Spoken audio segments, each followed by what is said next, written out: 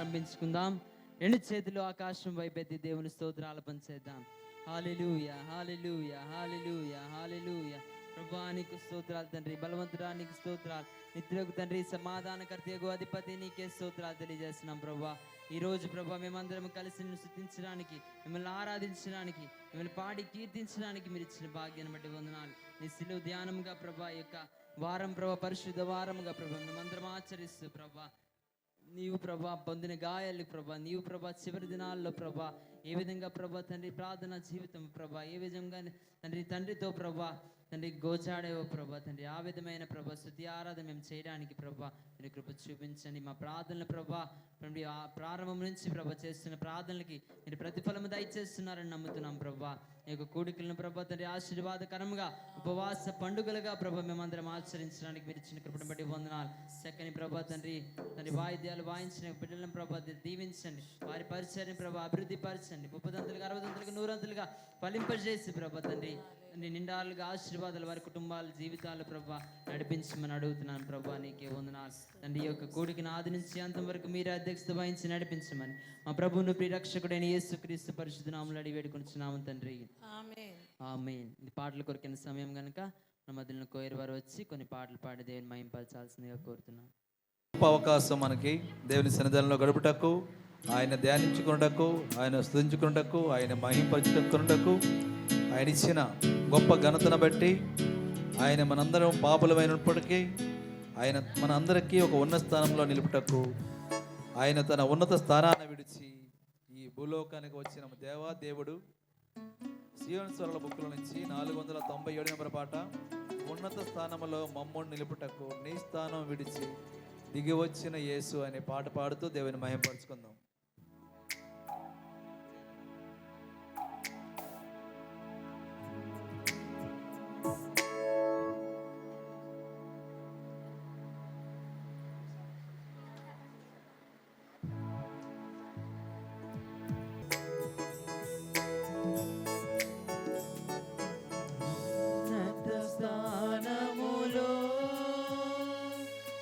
మమ్మును నిలుపుటకు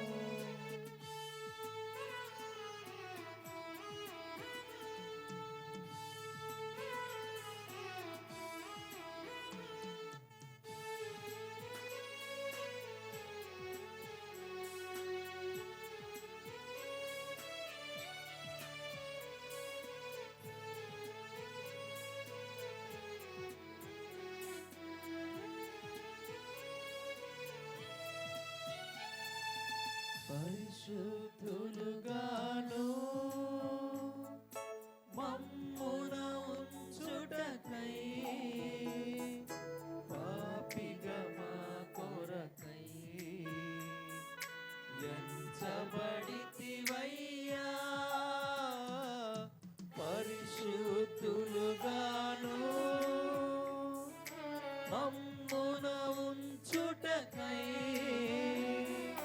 పాపిగా మా కొరకై ఎంచబడితివయ్యా నీకే ఆరాధన నీకే మా స్తోత్రము నీకే ఆరాధన నీకే మా స్తోత్రము ఉన్నత స్థానములో మమ్మున నిలుపుటకు నీ స్థానము విడచి దిగి వచ్చిన యేసు ఉన్నత స్థానములో మమ్మున నిలుపుటకు నీ స్థానము విడచి దిగి వచ్చిన యేసు నీకే ఆరాధన నీకే మా స్తోత్రము నీకే ఆరాధన నీకే మా స్తోత్రము నీకే ఆరాధన నీకే మా స్తోత్రము నీకే ఆరాధన నీకే మా స్తోత్రము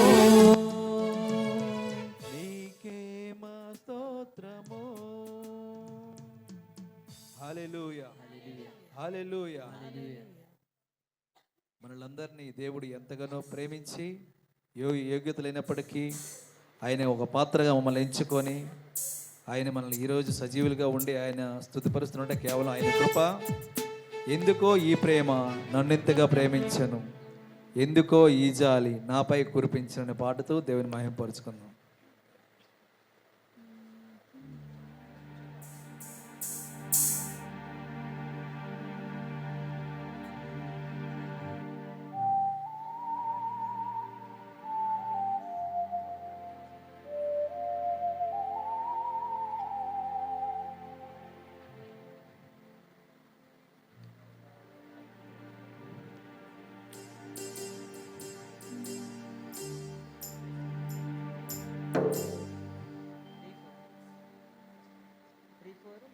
తబలా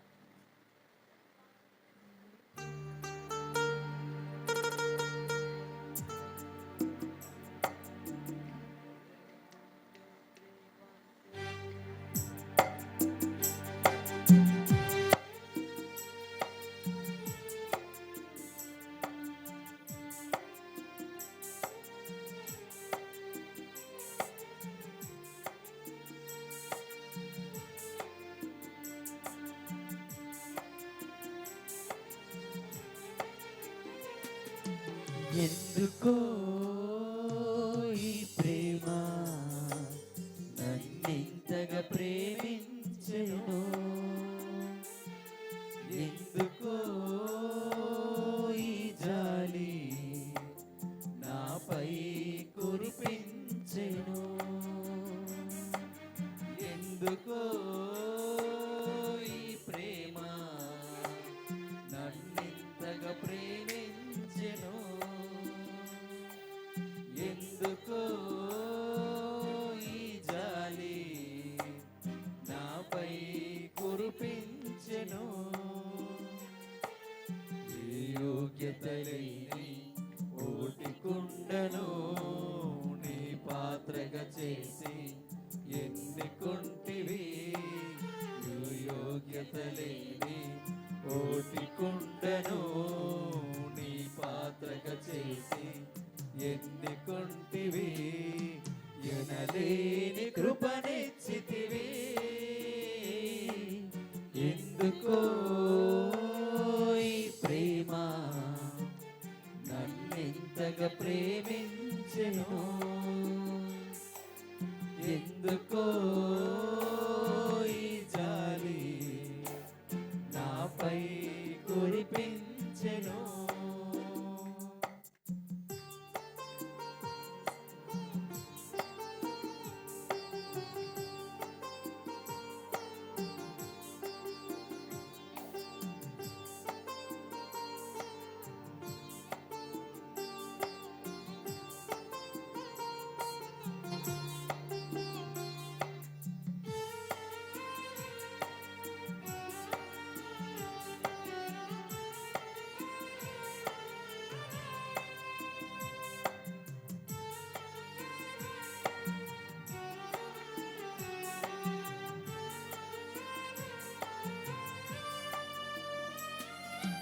నీ సన్నిధి పలుమార్లు నే వీడినాను, అయినా నీవు క్షమించినావు.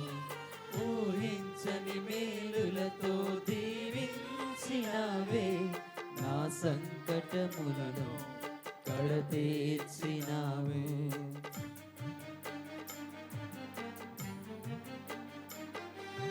నీ సన్నిధి పలుమార్లు నే వీడినాను, అయినా నీవు క్షమించినావు. ఊహించని మేలులతో దీవించినావే, నా సంకటములను కడతీర్చినావు. ఏ యోగ్యత లేని దీనుడను ఏమివ్వగలను, నీ ప్రేమకు సర్వం నీకే అర్పింతును. నా సర్వం నీకే అర్పింతును. ఎందుకో ఈ ప్రేమ నన్నింతగా ప్రేమించెను, ఎందుకో ఈ జాలి నాపై కురిపించెను.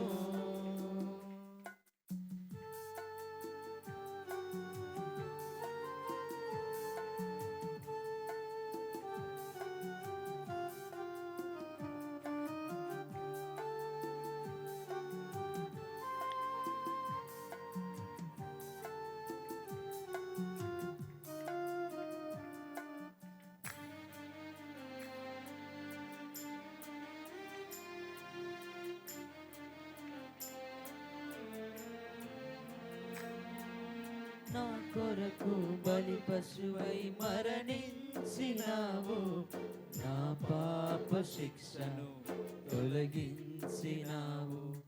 పలు విధముల శోధనలు తోడైనావు, ఏ కీడు రాకుండా మము కాచినావు.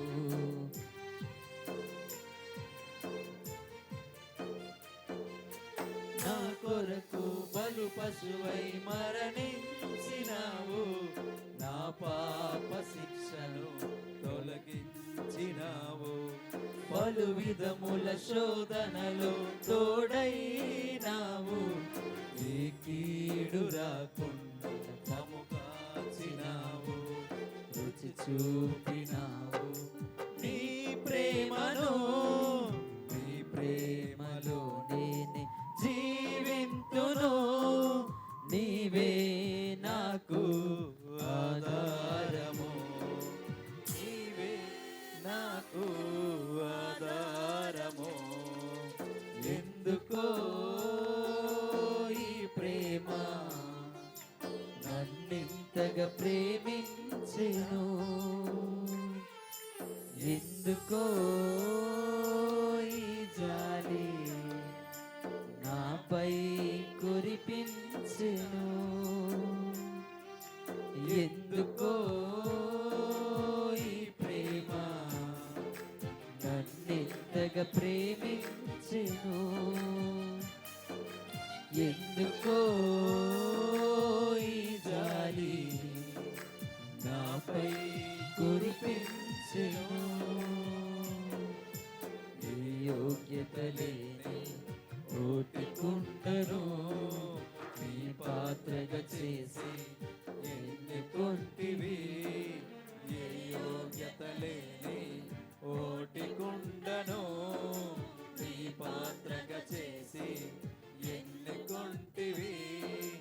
ఎనలేని కృపనిచ్చితివి, ఎందుకో ఈ ప్రేమ నన్నింతగా ప్రేమించెను. ఎందుకో ఈ జాలి నాపై కురిపించెను. హల్లెలూయా, హల్లెలూయా, హల్లెలూయా, హల్లెలూయా. 108 నంబర్ పాట. యేసు గొర్రె పిల్లలు నేను, వదకు తేబడిన గొర్రె పిల్లను, దినదినము చనిపోవచ్చున్నాను. యేసుక్రీస్తులో బ్రతుకుచున్నానని పాడుతూ దేవుని మహిమపరుచుకుందాం.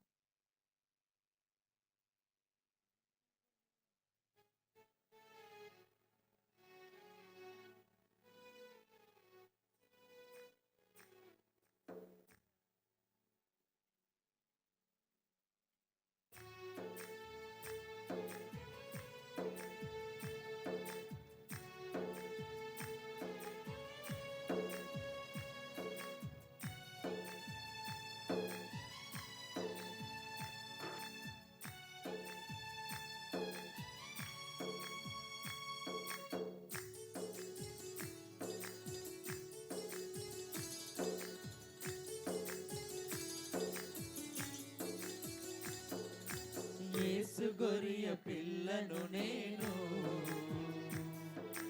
వదకు తేబడిన గొరియ పిల్లను. యేసు గొరియ పిల్లను నేను, వదకు తేబడిన గొరియ పిల్లను. దినదినము చనిపోవచున్నాను, యేసుక్రీస్తులో బ్రతుకుచున్నాను. దినదినము చనిపోవచున్నాను, యేసుక్రీస్తులో బ్రతుకుచున్నాను. యేసు గొరియ పిల్లను నేను, వదకు తేబడిన గొరియ పిల్లను. యేసు గొరియ పిల్లను నేను, వదకు తేబడిన గొరియ పిల్లను.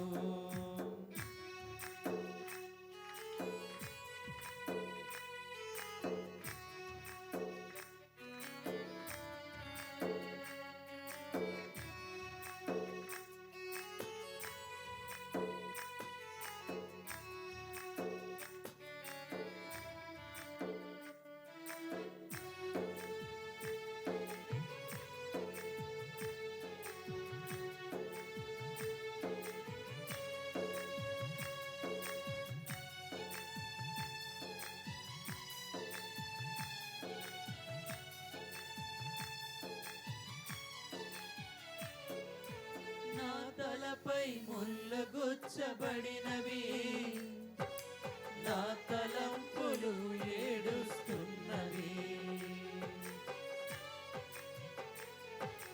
నా తలపై ముళ్ళు గుచ్చబడినవి, నా తలంపులు ఏడుస్తున్నవి. నా మోమున ఉమ్మి వేయబడినది, నా చూపులు తలదించుకున్నవి. యేసు గొరియ పిల్లను నేను, వదకు తేబడిన గొరియ పిల్లను. యేసు గొరియ పిల్లను నేను, వదకు తేబడిన గొరియ పిల్లను.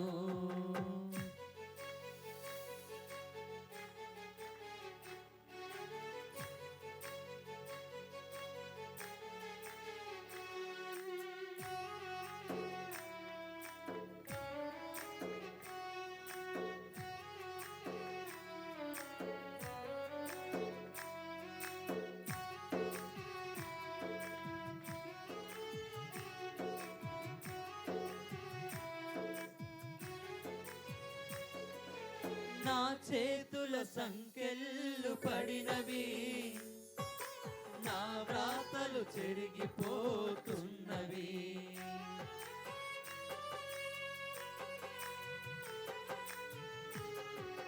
నా చేతుల సంకెళ్ళు పడినవి, నా వ్రాతలు చెరిగిపోతున్నవి. నా కాళ్ళకు మేకులు దిగబడినవి, నా నడకలు రక్తసిక్తమైనవి. యేసు గొరియ పిల్లను నేను, వదకు తేబడిన గొరియ పిల్లను. యేసు గొరియ పిల్లను నేను, వదకు తేబడిన గొరియ పిల్లను. దినదినము చనిపో బ్రతుకుచున్నాను, యేసుక్రీస్తులో బ్రతుకుచున్నాను, దినదినము చనిపోవుచున్నాను, యేసుక్రీస్తులో బ్రతుకుచున్నాను. యేసు గొరియ పిల్లను నేను, వదకు పేర్బడిన గొరియ పిల్లను, యేసు గొరియ పిల్లను నేను, వదకు పేర్బడిన గొరియ పిల్లను, వదకు తేబడిన గొరియ పిల్లను. హల్లెలూయా, హల్లెలూయా, హల్లెలూయా. హల్లెలూయా. అందరితో ఉంటున్నాం. జ్ఞాపకం చేసుకుంటూ పాడుదాం, దేవుని మహింపరుద్దాం. ఆయన వదకు సిద్ధమైన గొర్రె పిల్లవలే మన కొరకు ఈ లోకానికి వచ్చి మరణించిన రీతిని జ్ఞాపకం చేసుకుంటూ, మన పాపమై ఆయన సిలువకు గురి చేసింది, మన దోషమే అనువనున్న ఆయనని హింసించింది. ఆయన కార్చిన రక్తధారలే మనకి రక్షణాధారముగా ఉన్నాయి కనుక ఎన్ని హృదయాలతో రెండు చేతుల పైకెత్తి విరిగిన హృదయముతో మనం దేవుని యొక్క సిలువను చేరుతూ పాడుదాం. దేవుని సిలువలో, ఆ సిలువలో, ఆ ఘోర కల్వరిలో, తులువలా మధ్యలో వేలాడిన యేసయ్యా, తులువలా మధ్యలో వేలాడిన యేసయ్యా. రెండు చేతుల పైకెత్తి దేవుని ఆరాధిద్దాం. వెలి అయిన యేసయ్యా, బలి అయిన యేసయ్యా, వెలి అయిన యేసయ్యా, బలి అయిన యేసయ్యా, సిలువలో, ఆ సిలువలో, ఆ ఘోర కల్వరిలో, తులువలా మధ్యలో వేలాడిన యేసయ్యా, తులువలా మధ్యలో వేలాడిన యేసయ్యా, వెలి అయిన యేసయ్యా,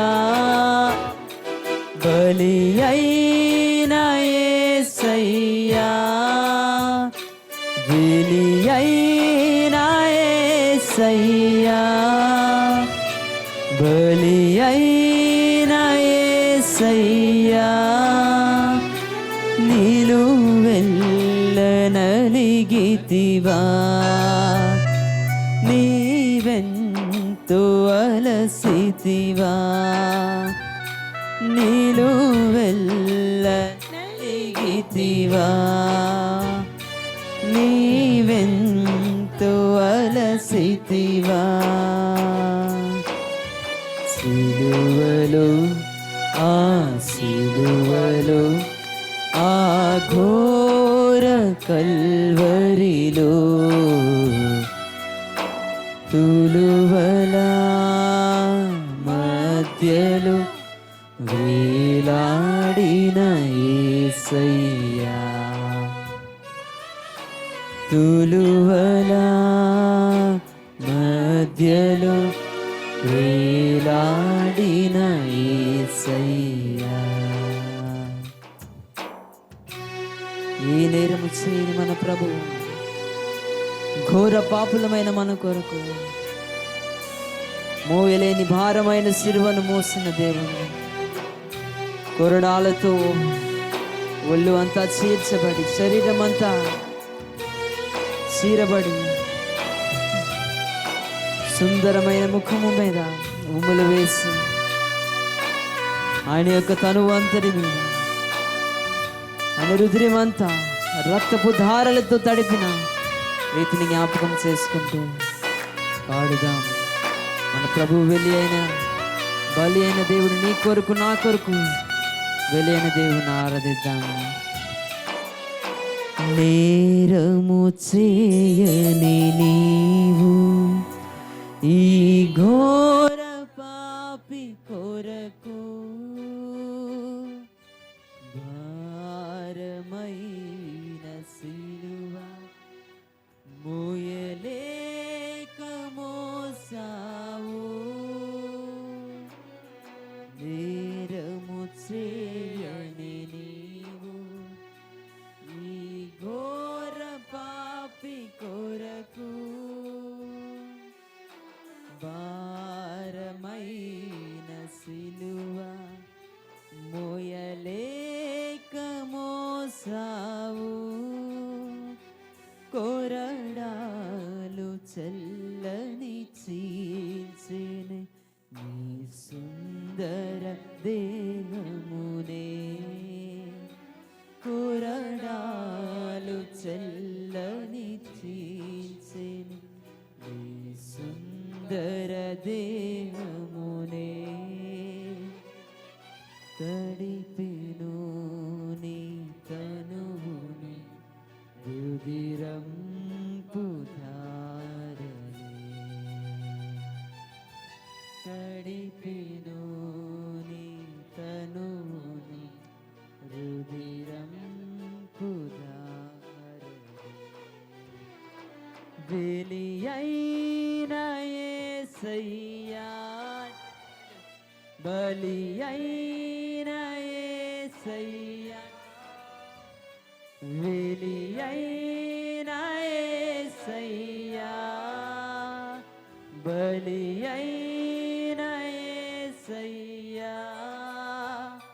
నీరు వెళ్ళనలిగితివా, నీవెంతో అలసితివా. సిలువలో ఆ సిలువలో ఆ ఘోర కల్వరిలో తులువల మధ్యలో వేలాడిన యేసయ్యా. తులువల మధ్యలో వేలాడిన యేసయ్యా.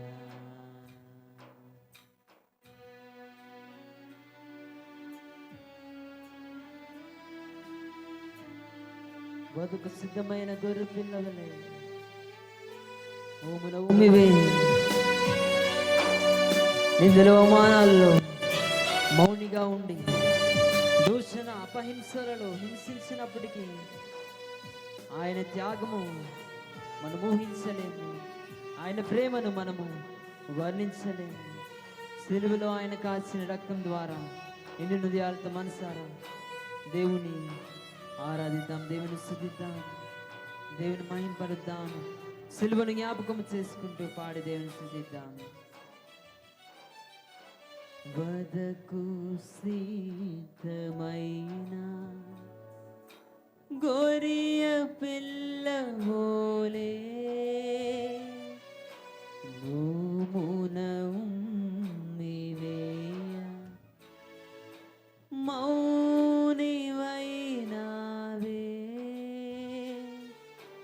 వదకు సిద్ధమైన గొరియ పిల్లవలే భూమున ఉమ్మివేయ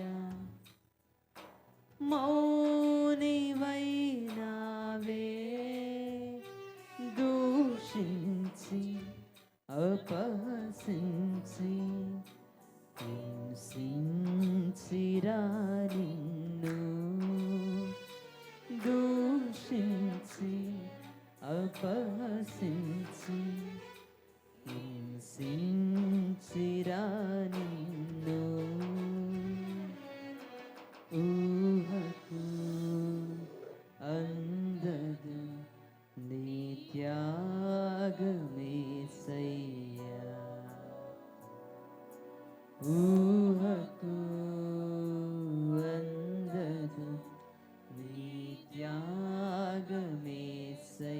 సిలువలో, ఆ సిలువలో, సిలువలో, ఆ సిలువలో, ఆ ఘోర కల్వరిలో, తురువల మధ్యలో వేలాడిన యేసయ్యా, తులువల మధ్యలో వేలాడిన సిలువలో. రెండు చేతులు పైకెత్తి దేవుని స్తుతిద్దాం. సిలువలో, ఆ సిలువలో, ఆ ఘోర కల్వరిలో, తులువల మధ్యలో వేలాడిన యేసయ్యా, తులువల మధ్యలో వేలాడిన యేసయ్యా, తడిపెను నీ తనువును రుధిరంపు ధారలే, తడిపెను నీ తనువును రుధిరంపు ధారలే. ఊహకు అందదు ఆయన త్యాగం, ఊహకు అందదు నీ త్యాగమేసయ్యా,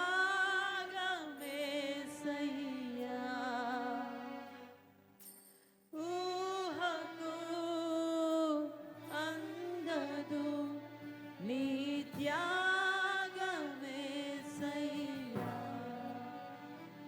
బలి అయిన యేసయ్యా,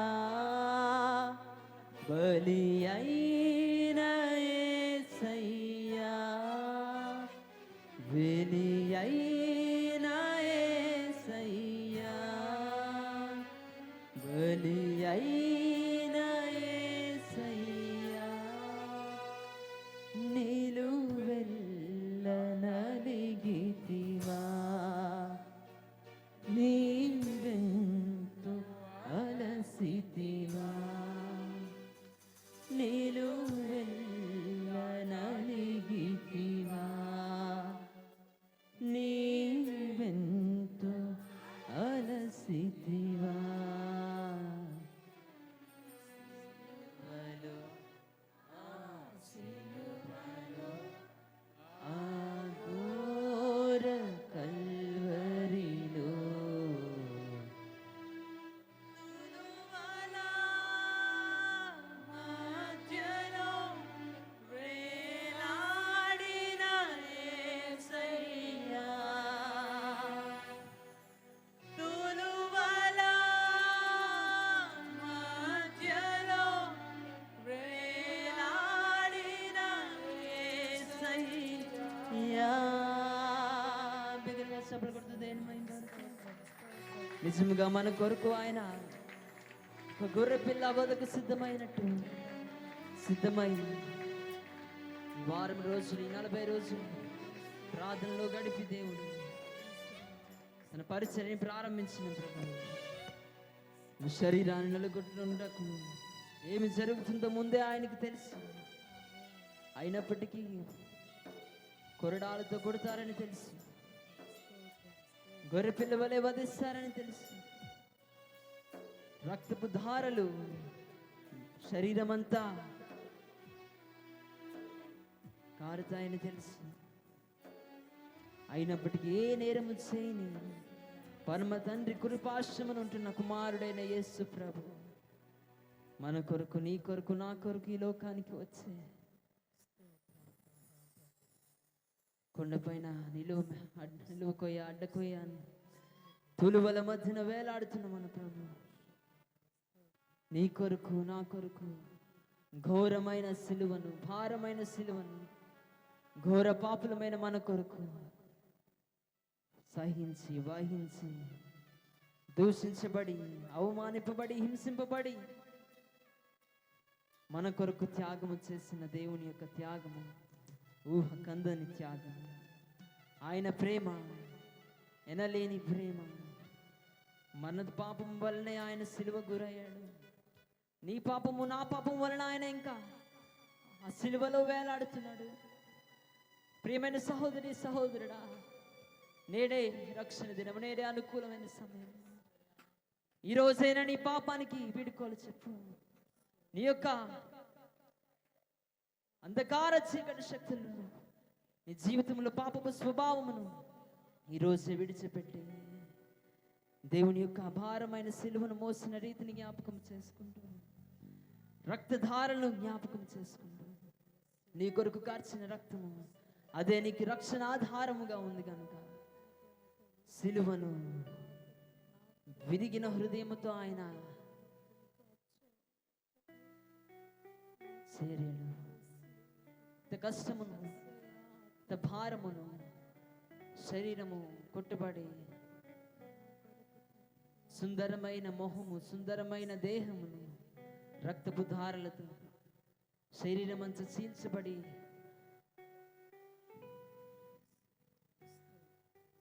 శరీరమంతా కొరడాలతో కొట్టబడి మోమున ఉమ్ము వేయబడి నిందలలో అవమానాల్లో నీ కొరకు నా కొరకే అండి ఆయన శిలువ మరణము పొందాడు. ఇప్పుడే మారు మనసు పొంది దేవుణ్ణి వేడుకు. అందరూ 2 చేతుల పైకెత్తి దేవుని వేడుకున్నాం. ప్రభువా, నేటి వరకు మేము పాపపు ఊబిలో కూరికిపోయాము ప్రభువా. నిజమైన నీ యొక్క శిలువ యొక్క భారమును ప్రభువా తండ్రి, మేము మోయవలసిన భారమును నీవు మోరుసావు ప్రభువా. మేము కార్చవలసిన రక్తమును మీరు కార్చారు ప్రభువా. మేము చేసిన పాపములకు ప్రభువా మీరు శిక్షణ పొందారు ప్రభువా. తండ్రి, మేము మా కళ ద్వారా ప్రభువా, మా తల ద్వారా ప్రభువా, మా శిరస్సు ద్వారా చేసిన పాపములకు ప్రభువా తండ్రి శిరమును ప్రభువా ముళ్ళ కిరీటము ధరించి వేదనతో తల భారముతో రక్తధారలు తల నుండి కారుతున్నప్పటికీ, నరాలు చిట్లబడినప్పటికీ ప్రభువా నీవు మా కొరకు ప్రభువా మా తలంపు ద్వారా చేసిన పాపములు ప్రభువా తండ్రి క్షమింపబడుటకు ప్రభువా మీరు కాచిన రక్తం బట్టి మీకు వందనాలు తెలియజేస్తున్నాను. మా శరీరం ద్వారా ప్రభువా మేము చేసిన పాపములకు ప్రభువా తండ్రి పక్కలో పల్లెపు పోటును తండ్రి పొడిపించుకొని ప్రభువా తండ్రి రక్తము కార్చిన విధానం బట్టి తండ్రి మా చేతుల ద్వారా మేము చేసిన పాపాలకి ప్రభువా 2 చేతుల్లో ప్రభువా నీ యొక్క రక్తం 2 శీలను ప్రభువా తండ్రి కొట్టుబడి ప్రభువా తండ్రి రక్తము కారబడి ప్రభువా 2 కాళ్ళకు ప్రభు ఒక మేకు కూర్చోబడి ప్రభువా మా కొరకు ఆకాశానికి భూమికి మధ్యన ప్రభువా తండ్రి వేలాడిన ప్రభువా తండ్రి మా పాపపు జీవితాన్ని ప్రభువా మేము విడిచిపెడుతున్నాం ప్రభువా.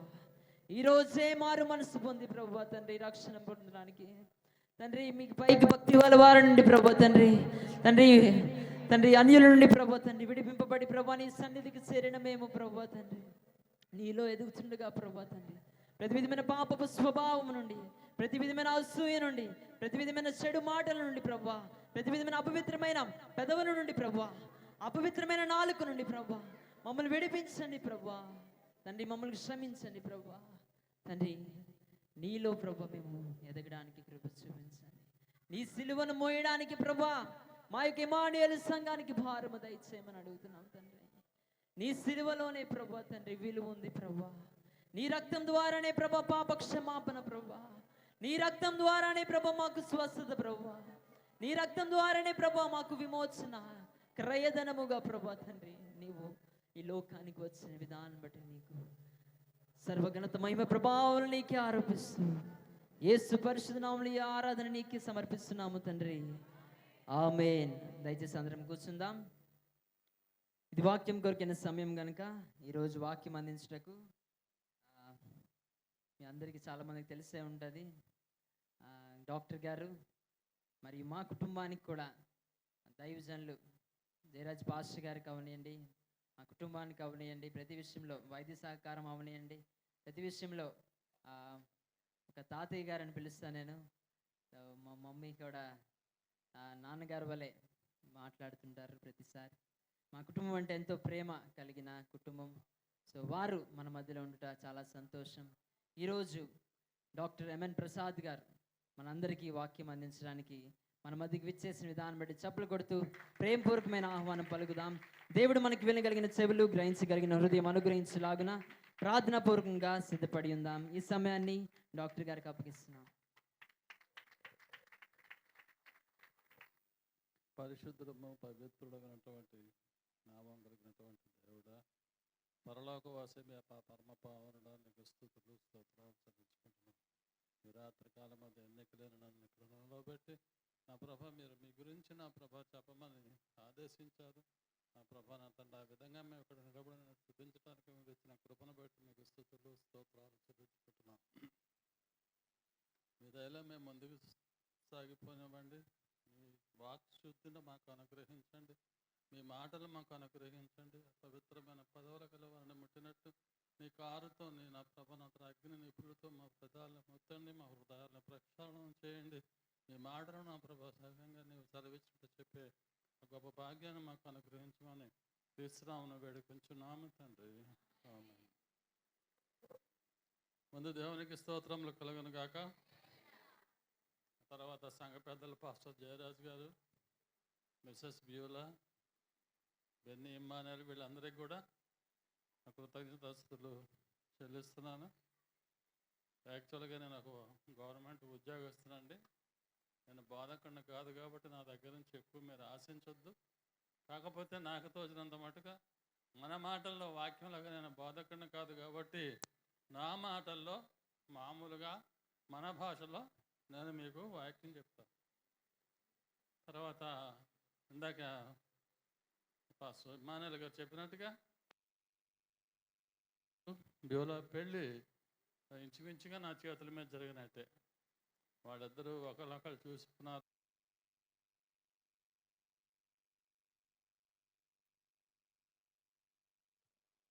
ఆ తర్వాత సంఘటనలన్నీ కూడా అవే వాతంత్ర చకచక అయిపోయాయి. బహుశా మీరు ఎవరైనా నా పెళ్ళికి వచ్చింటే నన్ను చూస్తుంటారు. అక్కడ వంటవాడిని నేనే, డ్రైవర్ని నేనే, స్పీకర్ని నేనే. అలా గడిచిపోయింది ఆయన పెళ్ళిలో. అప్పటి నుంచి కూడా నన్ను డాడీ డాడీ అని చెప్పేసి అమ్మాయి పిలుస్తుంది నన్ను. అలాగే నేను అల్లుడు గారు అని చెప్పేసి ఆయన గౌరవం ఇచ్చి జయరాజ్ గారిని నేను పిలుస్తుంటాను. జయరాజ్ గారు నాకు చిన్నప్పటి నుంచి తెలుసు, ఎందుకంటే 7వ తరగతి చదువుతున్నప్పటి నుంచి ఆయన డగ్లస్ స్కూల్లో చదువుకున్నారు కాబట్టి నాకు బాగా తెలుసు. నాకు అప్పటి నుంచి కూడా ఇప్పటి వరకు తెలుసు కాబట్టి ఆయనతో నాకు చాలా పరిచయం ఉంది. కనుక వారికి కూడా ఈరోజు నాకు ఈ అవకాశం ఇచ్చినందుకు ఆయనకి వందనాలు చెల్లిస్తున్నాను. ఈరోజు ఏం వారం అండి? మంగళవారం. మంగళవారం కాదు, పరిశుద్ధ మంగళవారం. ఇవాళ జరిగిన సన్నివేశాలు ఏంటంటే, మనకు చరిత్రలో ఒకసారి చూసుకుంటే, ఈరోజు ఆయన యేసుక్రీస్తు ప్రభువారు శపించినటువంటి అంజూరపు చెట్టు అది వాడిపోయి ఎండిపోయి ఉండటం ఒకటి చూస్తాం ఆయన చేసినట్టు మహత్కార్యాల్లో. తర్వాత అప్పటికే యేసుక్రీస్తు ప్రభువుని చంపాలనే ఉద్దేశంలో ఉన్నటువంటి యూదులు ఆయన్ని చిక్కు ప్రశ్నలతో వేధిస్తారు. ఈ మంగళవారం అంతా కూడా ఆయన బిజీగా ఉంటారు. యూదులతో శోధింపబడటం ఎందుకు అంటే, యూదులు ఎందుకు శోధించాలి అనుకుంటున్నారు అంటే, ఆయన యూదులు క్రీస్తు ప్రభువుని శోధించడానికి ముఖ్య కారణాలు వాళ్ళ మీద పగ ఉంది. ఎందుకంటే ఈయన గొప్ప వ్యక్తి, ప్రజలందరూ ఈయనని దేవుడిగా పిలుస్తున్నారు, పూజిస్తున్నారు కాబట్టి ఈయన గురించి ఈయన చంపాలన్న నిర్ణయం. ఇంకోటి ఏమవుతుందంటే, మెస్సయ్య ఈయన అని చెప్పి నమ్ముతున్నారు. తర్వాత ఈయన చేసిన లాస్ట్కి వచ్చి లాజర్ని ఎప్పుడైతే ప్రాణాలతో బ్రతికించాడో అప్పటి నుంచి ఆయన లోకమంతా ఆయనతో పోతుంది. లోకమంతా కూడా ఆయన్నే నమ్ముతుంది, ఆయన్నే దేవుడు అని నమ్ముతుంది. ఇలాగైతే మన బ్రతుకులు, మన విలువలు, సన్నిహాద్రి సభ వాళ్ళు కదండి, వీళ్ళందరూ కూడా మన బ్రతుకులన్నీ నాశనం అయిపోతాయి. మరి ఎందుకు పెరగలేం?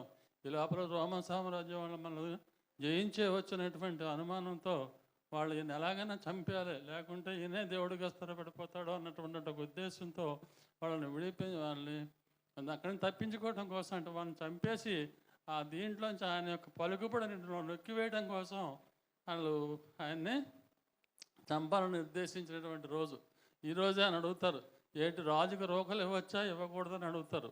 ఎవరు శాస్త్రి, మీకు తెలుసు కదా, బైబిల్ అందరికీ తెలిసిన వాళ్ళు. ఇక్కడ ఎవరో 2-3 బొట్లు కనిపించాయి నాకు కంటికి. వాళ్ళకి తెలియకపోవచ్చు, కానీ ఈరోజే వాళ్ళు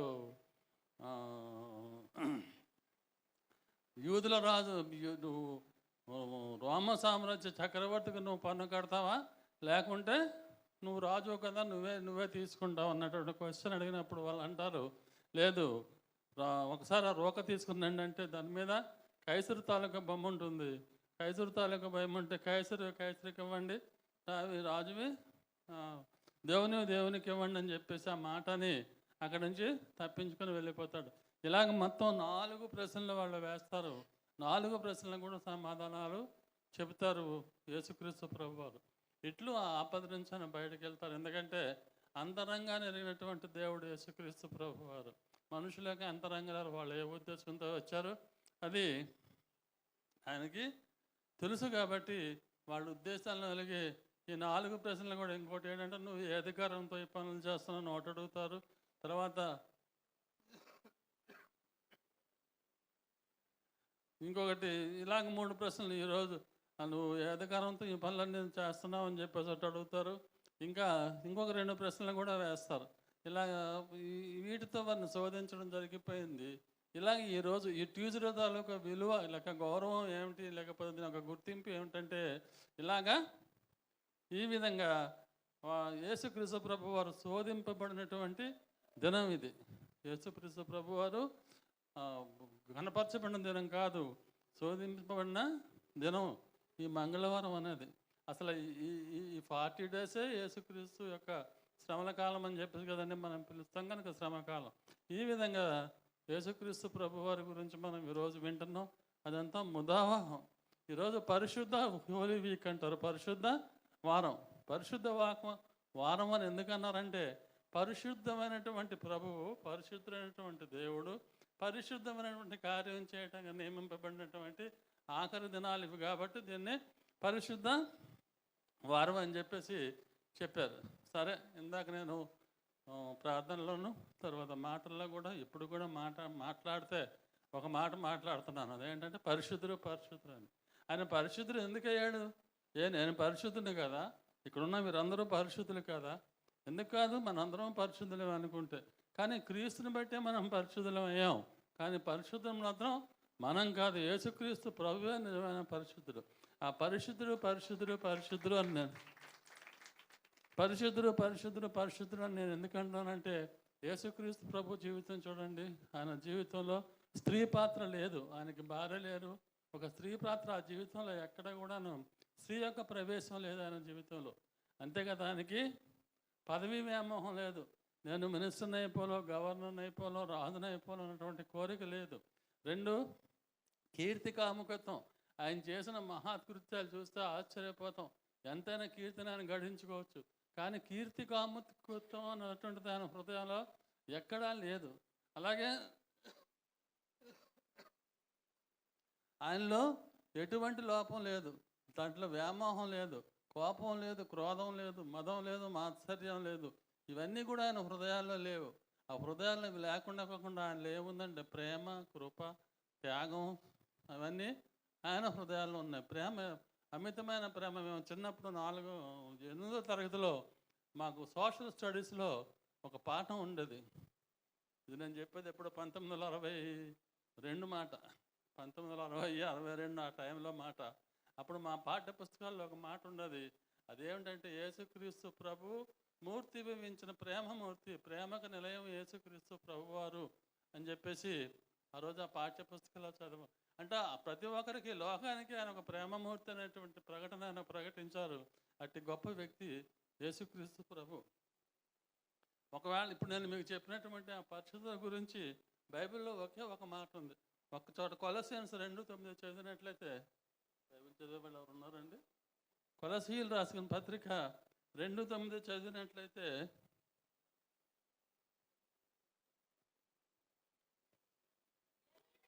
ఎలానగా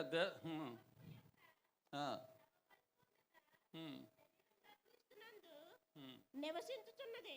దేవత్వం యొక్క సర్వ పరిపూర్ణత క్రీస్తునందు నివసించుచున్నది. శరీరంగా క్రీస్తునందు నివసించును. నివసించుచున్నది ఇప్పుడు మరియు నేను ఆయన చెప్పిన యందు అంతే చాలండి. అది ఒక్కటి మాట చాలు. ఈ ఒక్క మాట బైబిల్లో ఉన్నటువంటి ఒక మాట మనకేం చెప్తుందంటే, ఆయన పవిత్రుడు, దేవుడికి ఉండాల్సిన లక్షణాలన్నీ కూడా ఆయనకున్న ఏవైతే దేవుడికి ఉండాలో లక్షణాలు, పరిశుద్ధులైనటువంటి ప్రభుకి ఏ లక్షణాలు ఉండాలో ఆ లక్షణాలన్నీ ఉన్నటువంటి ప్రభు యేసుక్రీస్తు ప్రభు అని చెప్పేసి, ఆ దేవత్వం ఉన్నటువంటి వ్యక్తి, నేను చెప్పిన విషయాలన్నీ ఉన్నటువంటి ఈ వ్యక్తి కొలస్సీ 2:9 ఉంది. అయితే ఇప్పుడు మనం చూసుకుందాం.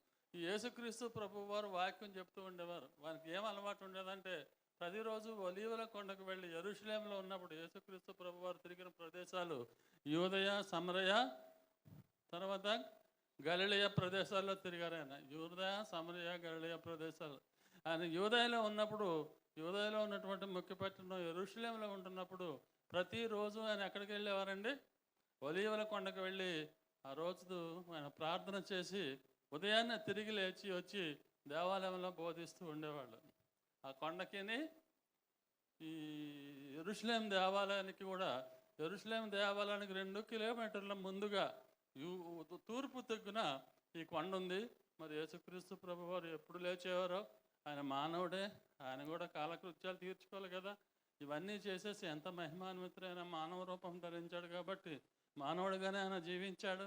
అలా జీవిస్తూ తెల్లవారుజాము ఎన్ని గంటలకు వచ్చారో, ఎప్పుడు వచ్చారో మనకు తెలియదు, కానీ తెల్లవారినే లేచిపోయి వచ్చి దేవాలయంలో ఆయన దేవుని వాక్యం బోధిస్తూ ఉండేవారు.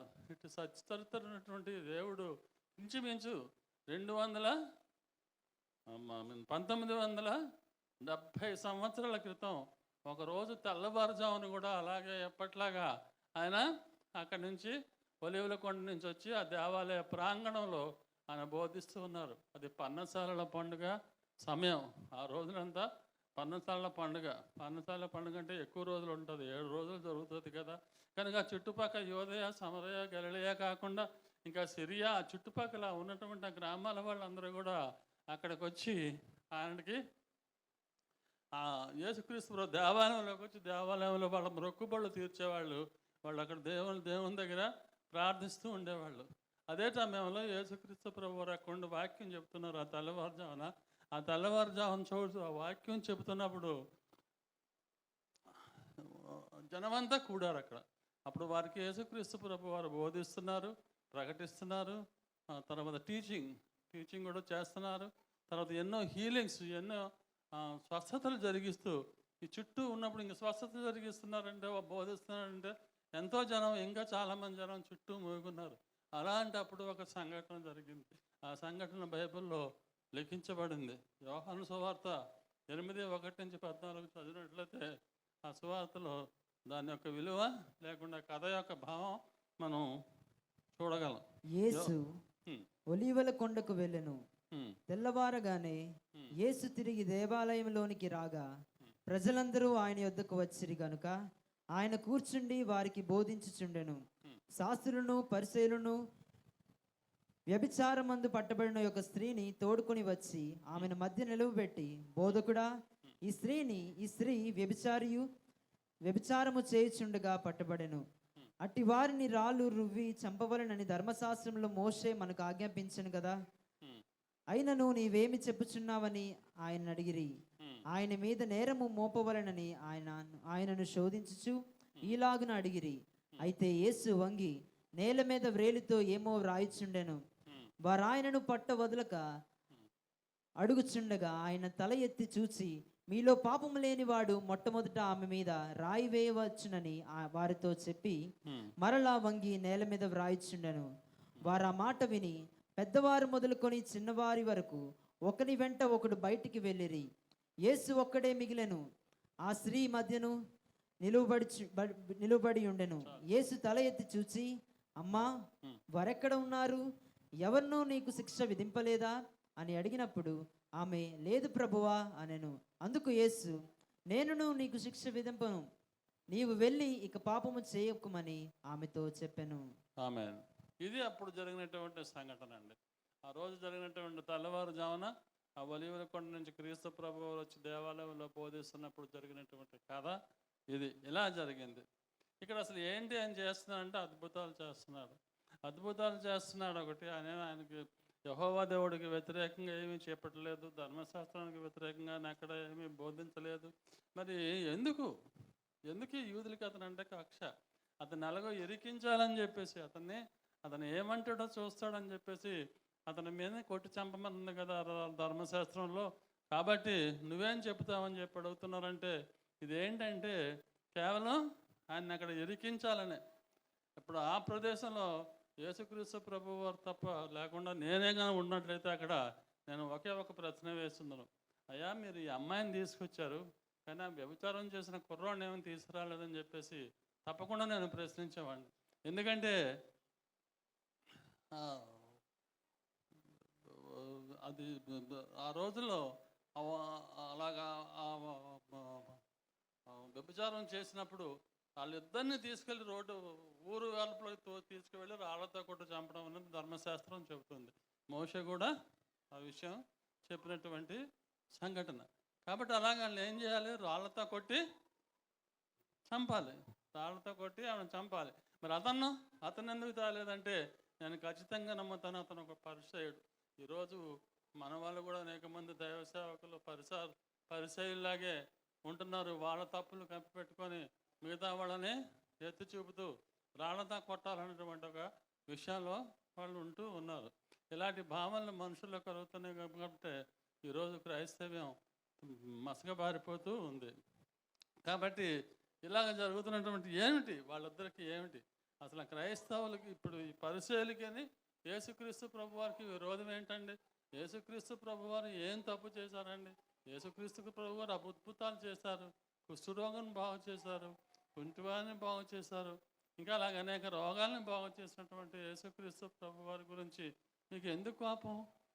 కోపం ఏంటంటే ఒకటి, ప్రజలందరూ కూడా అతన్ని ఇందాక నేను చెప్పాను కదండి, యేసుక్రీస్తు ప్రభువారు మెస్సయ్య అని చెప్పేసి అందరూ నమ్ముతున్నారు. మెస్సయ్య అనగా ఏంటంటే అర్థం? నేను చెప్పే మీకు అర్థమవుతున్నాయా?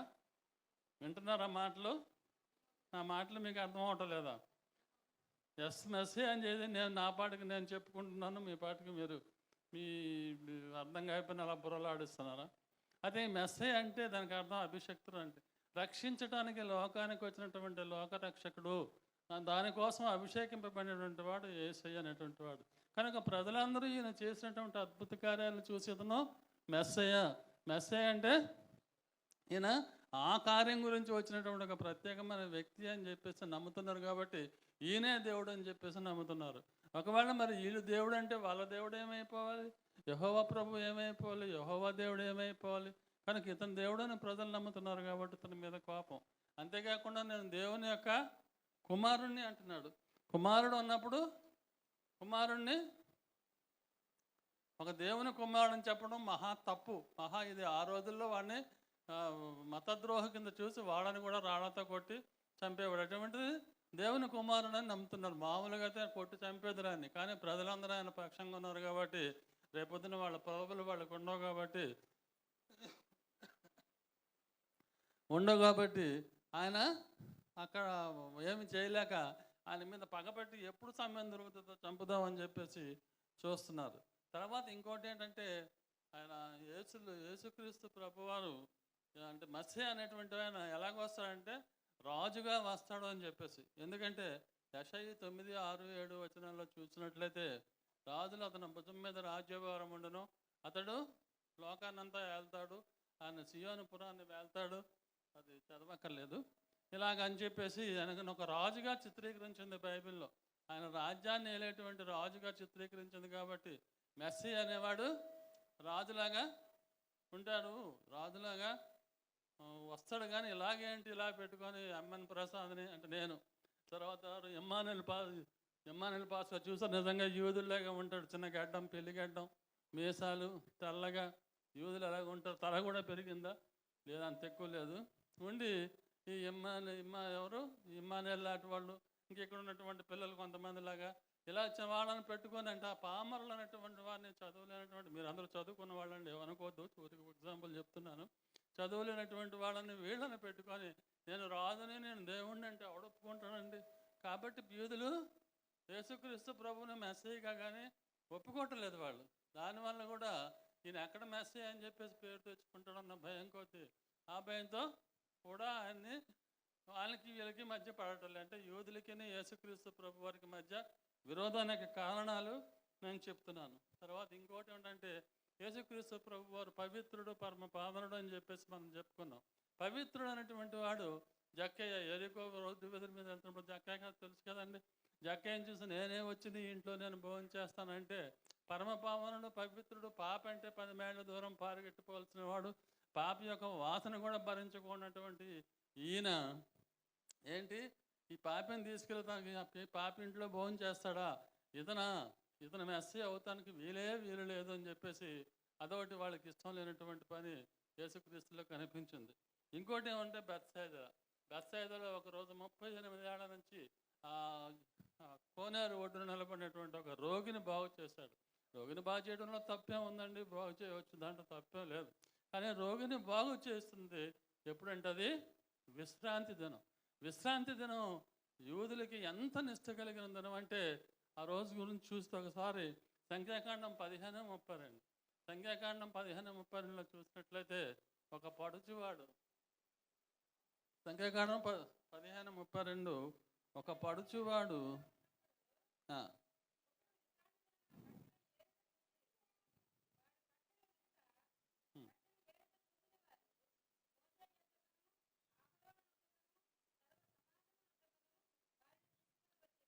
నేను చదువుతాను, నాకు సరిగ్గా వినపడలేదు.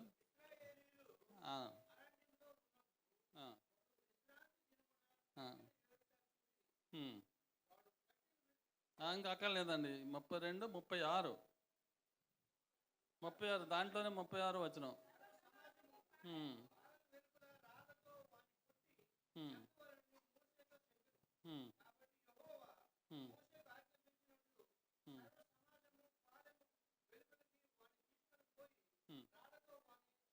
వాళ్ళని రాళ్లతో చావకొట్టండి. ఇది జరిగినటువంటి విషయం. ఆఫ్టర్ ఆల్ కడుపు మంట కోసం ఒక పేదవాడు అక్కడికి వెళ్ళి 4 పుల్లలు ఏరుకుంటే వాడిని రాళ్లతో కొట్టి చంపేయమన్నారు. ఎందుకంటే విశ్రాంతి దినాన్ని పాటించలేదు కాబట్టి.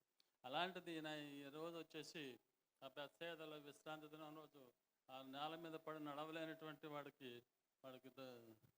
బాగు చేసి వాడు నడవగలిగాడు. నువ్వు ఎత్తి నీ పరుపెత్తుకొని నువ్వు ఇంటికి వెళ్ళు అని చెప్పి వాడిని బాగు చేయడం అనే దానికి ఏ శిక్షక పాత్రుడు అండి యేసుక్రీస్తు ప్రభు వారు. విశ్రాంతి దినం ఉంది, మంచి కార్యం చేసినందుకు ఈయన్ని కూడా ఆ కర్రలు ఎరుకొని చంపేశారు. చూసారు, ఆ కర్రలు ఎత్తుకొని కర్రలు ఎరుకుంటుంటే కొట్టి చంపేశాడు.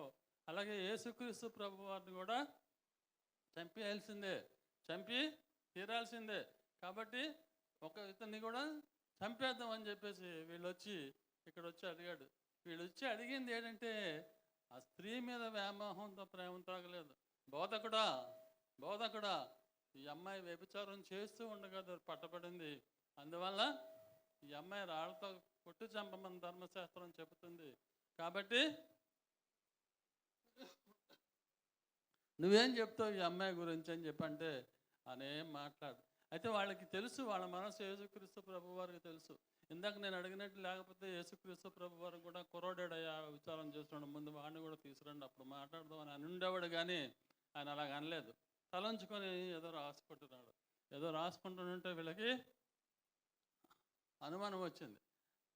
మళ్ళీ అడుగుతున్నారు, దీనికి ఏ సమాధానం లేదు. దొరికిపోయాడు వాడు యేసుక్రీస్తు, ముందు ఇతను రాళ్లతో కొట్టి చంపేద్దాం, భలే దొరికాడా అని చెప్పేసి అనుకొని మళ్ళీ అడిగారు. అలా మళ్ళీ అడుగుతుంటే అప్పుడు యేసుక్రీస్తు బాబు ఒక్కసారి ఇలా తలెత్తి చూసి ఆయన ఒకటే ఒక మాట అన్నాడు, మీలో పాపం లేని వాళ్ళు ఎవరైనా ఉంటే మీ మొదటి రాయి వేయండి. మొదటిసారిగా పాపం లేని వాడు ఉంటే రాయి వేయండి అన్నాడు. రాయి వేయండి అని వెళ్ళకల్లా అందరూ కప్పుకొని, ఇప్పుడు మన వాళ్ళు అయితే మరేం ఆలోచించరు, కొట్టండి రా ఏం మాట్లాడితే కొట్టండి అని చెప్పేసి అందరూ వచ్చి రాళ్ళని విసిరి చంపేసింది ఈవేళ అయితే. కానీ ఆ రోజు వాళ్ళు మనకంటే శాస్త్రులు మంచివాళ్ళేమో అనిపిస్తుంది. ఈ కాలపు మనం చూసుకున్నటువంటి అన్యుల కంటే లేక ఇతరుల కంటే కూడాను వాళ్ళు చాలా మంచివాడు అనిపిస్తుంది. ఎందుకు ఇలాగన్నాడు ఈయన, మీ పాపం ఉంటే చూడమని చెప్పి ఏటి రాస్తున్నాడని చెప్పి కింద చూసేకల్లా అక్కడ వారి పాపాలు రాస్తున్నాడు. యేసుక్రీస్తు ప్రభు శుద్ధముక్క తీసుకుని అక్కడ రాస్తున్నాడు అండి ఆయన పాపాలని. అక్కడ ఉందా బైబిల్లో శుద్ధముక్క తీసుకుని రాస్తున్నాడని రేలుతో రాస్తున్నాడు ఆయన. వేలుతో రాస్తుంటే ఆ గచ్చు మీద అది ఎందుకంటే అది ఆ, ఆ, ఆ, ఆ దేవాలయం యొక్క అరుగంతా కూడా గచ్చులతో తయారు చేసినటువంటిది అరుగది ప్రదేశం. ఆ గచ్చు మీద యేసుక్రీస్తు ప్రభు గారు వేళ్ళతో రాస్తే మీకు కనబడుతుందా? మీరు వెళ్ళి ఇక్కడ రాయండి, దీని మీద రాస్తే కనబడుతుందో లేదో చూద్దాం. గచ్చు మీద రాస్తే వేళ్లతో కానీ కనపడదు. కానీ మహా రోగాలు బాగు చేసినటువంటి వ్యక్తి, మహాద్భుతాలు చేసినటువంటి వ్యక్తి, పాపలను క్షమించినటువంటి వ్యక్తి, ముఖ్యంగా తుఫాన్ని గద్దించి స్వస్థనే శాసించగలిగినటువంటి వ్యక్తి రాస్తే కనబడదండి? కనబడుతుంది తప్పకుండా. ఒకవేళ గచ్చు నల్లగా ఉంటే తెల్లటి అక్షరాలు గచ్చు మీద కనిపిస్తున్నాయి. ఒకవేళ గచ్చు తెల్లగా ఉంటే నల్లటి అక్షరాలు ఒక్కొక్కరు చేసిన పాపం కనిపిస్తుంది. ప్రతి ఒక్క పరిసయుడు వస్తున్నాడు, ముందుకు చూస్తున్నాడు, తన పాపం అక్కడ క్లియర్గా కనపడింది. పలానప్పుడు నువ్వు పలానా తప్పు చేసావురా, నువ్వు యోగ్యుడు కాదు తన మీద అమ్మాయి మీద రాయి వేయటానికి. కానీ ఇటోడు చూసి ఈ పక్క ఆ పక్క చూశాడు, ఈ పక్క ఇంకొక నలుగురు, ఆ పక్క ఇంకొక నలుగురు తనలాగే రాయటం అక్కడ రాతలు చూస్తున్నారు. వీడికి వీడి పాపాలు కనిపిస్తున్నాయి, వాడికి వాడు పాపాలు కనిపిస్తున్నాయి. చూసేసి వాళ్ళు అబ్బో ఏంటిదని చెప్పేసి అక్కడి నుంచి ఇంతసేపు దయ్యలా పట్టుకుని ఆవిడ మీద విసరాలి అని ఉన్నటువంటి చేతులు ఇలా పక్కన వేసేసి రాతిని ప్రక్కన పడేసి మెల్లిమెల్లిగా వెనక్కి నడుచుకుంటూ ఇళ్ళకి వెళ్ళిపోయారు. అయితే ఇక్కడ విషయం జరిగింది ఏంటంటే, వీళ్ళు ఏమనుకుంటున్నారంటే పరిసయ్యులు, వీడు చూశాడు నా పరువు పోయింది, వాడు చూశాడు నా పరువు పోయింది, అందువల్ల అని చెప్పేసి వాడు రాయి వేయలేదు, రాయి వేయటం మానలేదు. చూశాడని చెప్పి రాళ్ళు వేయటం మానేశాడు. అంతేకాని తన తప్పుతను తెలుసుకుని అయ్యో అవును నేను పాపిని మారు మనసు పొందేవాడు రాయి వేయటం మానేలేదు. ఇలాగ వీళ్ళు కానీ క్రీస్తు ప్రభు వారు చూపించినటువంటి ఆ రాత్రుల్లో ఒకటి తప్పు ఒకటికి ఎప్పుడూ తెలియదు. ఎందుకంటే ఆయన నరుడు కాడు, ఆయన మానవుడు కాడు, ఆయన దేవుడు. మనమైతే ఏం చేస్తామంటే ఎవరు బెన్నేమనగలరు, ఆ రోజు రోడ్డు మీద సిగరెట్ కాలుస్తూ, బాబు ఏమనుకోవద్దు నేను చూడలేదు, ఊరికి ఎగ్జాంపుల్ చెప్తున్నాను, సిగరెట్ కాలుస్తూ కనిపించరు అనుకోండి, పాస్ గారు సిగరెట్ కాలుస్తూ వాళ్ళు అక్కడ కనిపించారని 5 నిమిషాల్లో మన అందరికీ పాకేస్తుంది. అందరం కూడా మనకు ఒక రహస్యం తెలిస్తే 5 నిమిషాల్లో మనందరికీ చెడ్డ మంచి అయితే చెప్పలేం, కానీ చెడ్డైతే వెంటనే చెప్పేటువంటి హృదయం మానవ హృదయం. ఎందుకంటే ఇది పాప హృదయం. కానీ క్రీస్తు మనలాంటి వాడు కాదు కాబట్టి ఆయన ఒకరి పాపాలు ఒకరికి తెలియకుండా, ఎవరి పాపాలు వాళ్ళు తెలిసి వాళ్ళు సిగ్గుపడి అక్కడ ఆమెను శిక్షించకుండా చేసినటువంటి మహోన్నత వ్యక్తి, మహా వ్యక్తిత్వం ఉన్నటువంటి వ్యక్తి యేసుక్రీస్తు ప్రభువారు. ఇలా జరిగింది. ఇలా జరగడం వల్ల వాళ్ళందరూ వెళ్ళిపోయారు అక్కడి నుంచి. ఇప్పుడు అక్కడ ఇంకెవరు ఉన్నారండి? ఉన్నారు. అప్పుడు ఇంతవరకు ఆవిడ పరిస్థితి ఎలాగుంది, మరియా పరిస్థితి, పాపాత్మరాలు అనేటువంటి స్త్రీ పరిస్థితి ఎలాగుందండి? ఎలాగుంది? నాకు ఇప్పుడు ఒక కథ జ్ఞాపకం వస్తుంది. ఒకరోజు ఒక అడవిలో అంట ఒక వేట కుక్కను ఒక కుందేలు ఈ 2 తగులాడుకుంటున్నాయంట. తగులాడుకోవడం కాదు, ఎదురు పడిపోతే ఏం చేస్తుందండి? వేట కుక్క వదులుతుంది కుందేలుని. వెంటనే కుందేలు మీదకి పరిగెడుతుంది. కుందేలు ఇంకా దాని ముందు దాన్ని తప్పించుకునే వాళ్ళని పరిగెడుతుంది.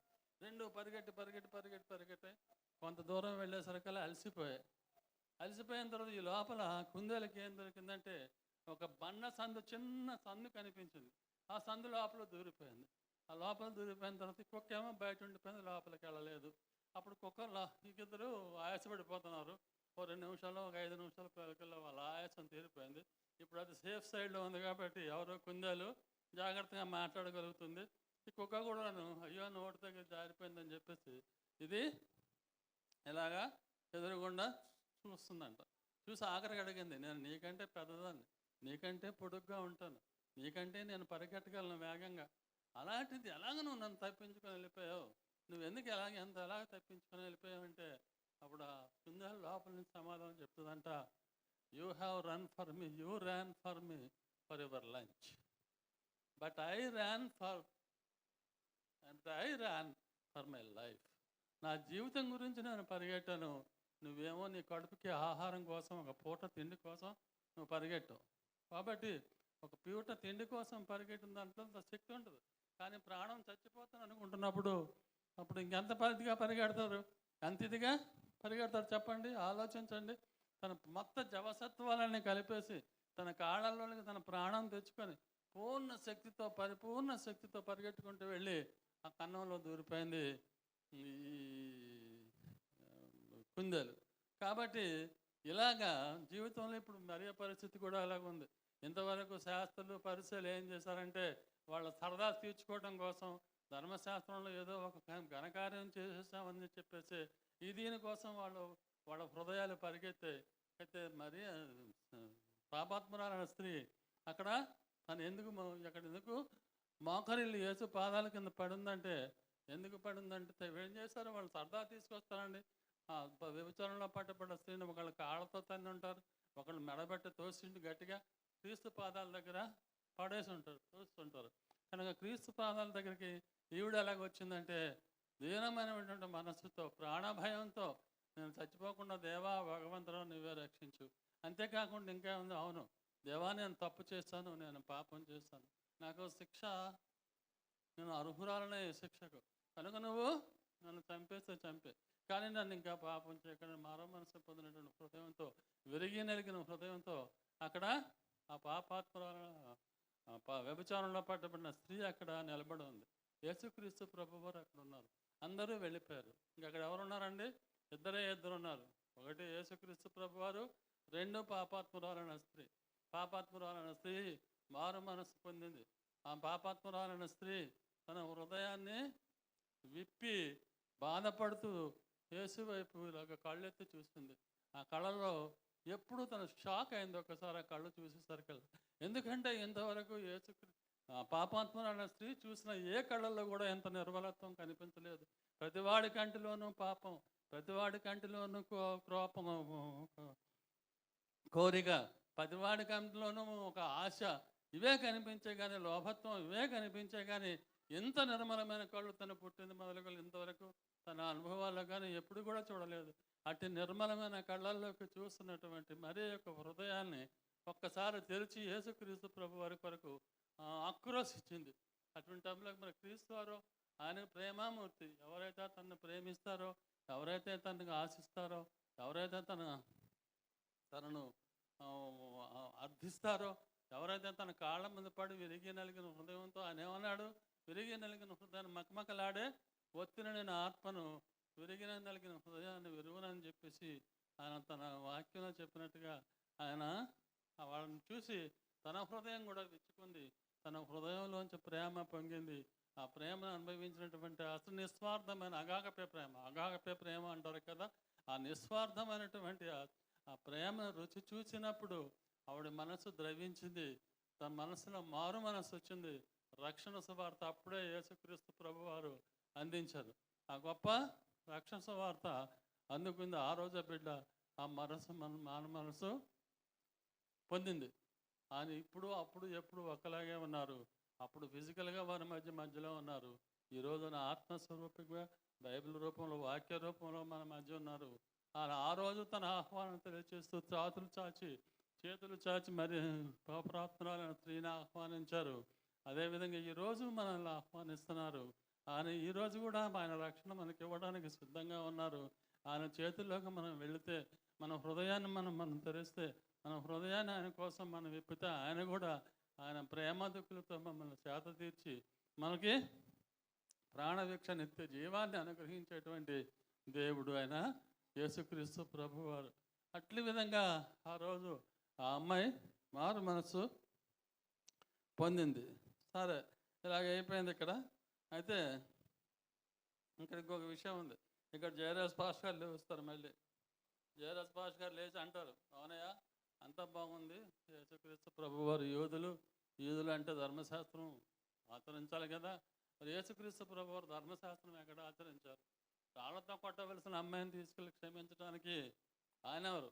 ఒకవేళ క్షమించడానికి ఆయన ఉన్నా కూడాను ధర్మశాస్త్రాన్ని మీరున్నట్టేనా కాదా? ఎప్పుడైతే రాళ్లతో కొట్టి చంపాల్సి వచ్చినటువంటి ఆ పాపాత్మరాలు ధర్మశాస్త్ర ప్రకారం కొట్టలేదంటే అతను ఏం చేసినట్టు?